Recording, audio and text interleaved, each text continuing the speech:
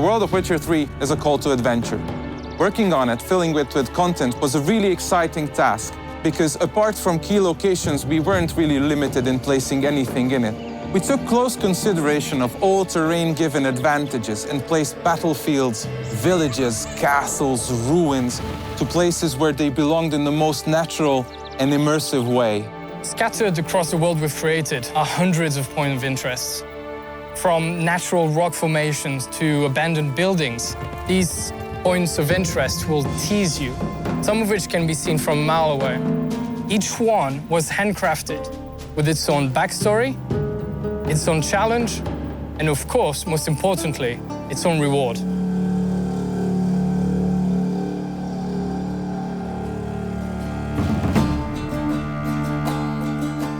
While developing The Witcher, one of the key intentions was to create a world that is as similar to the real life as possible.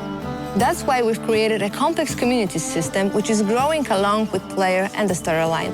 Novigrad, which is the biggest city in the game, holds almost 2,000 residents, and each of them has its own agenda and his own life. Moreover, every person that you meet on your way in the game has their own set of reactions. And not only just to greet Geralt, but also they can be afraid when Geralt draws a sword, or they can complain about the weather conditions, or Geralt can overhear them talking about his past actions.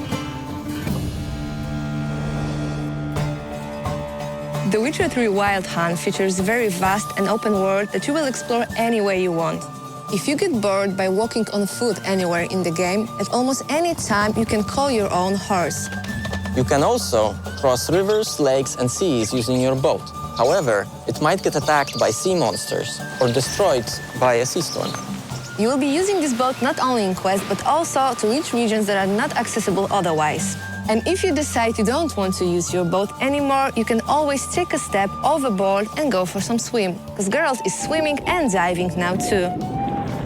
And for those who value their time, we have also the fast traveling options. You will be able to use the fast travel points in every major place of the game when you unlock them in your quests. The Witcher features also a very, very complex day and night cycle, which will affect the environment around you. As night falls, new beasts and unique monsters will awake. Now, as a Witcher, it is your choice to wait for dawn, or you can risk it and travel at night. As you explore the vast and rich world of The Witcher, you'll come across various encounters. The location, the weather, or the time of day will dictate the sort of experience you will have. You may, if you're lucky or unlucky, see a werewolf roaming through woods, or during the day, maybe some wild dogs chasing a deer. And all these are totally unique to you.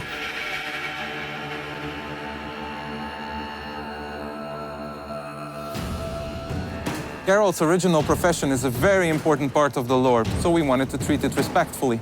We wanted to give players the opportunity to really try what it's like being Geralt. A Witcher's sole purpose is to find and slay monsters. To even the odds, they go through rigorous training and also undergo many mutations that give them superhuman strength and reflexes.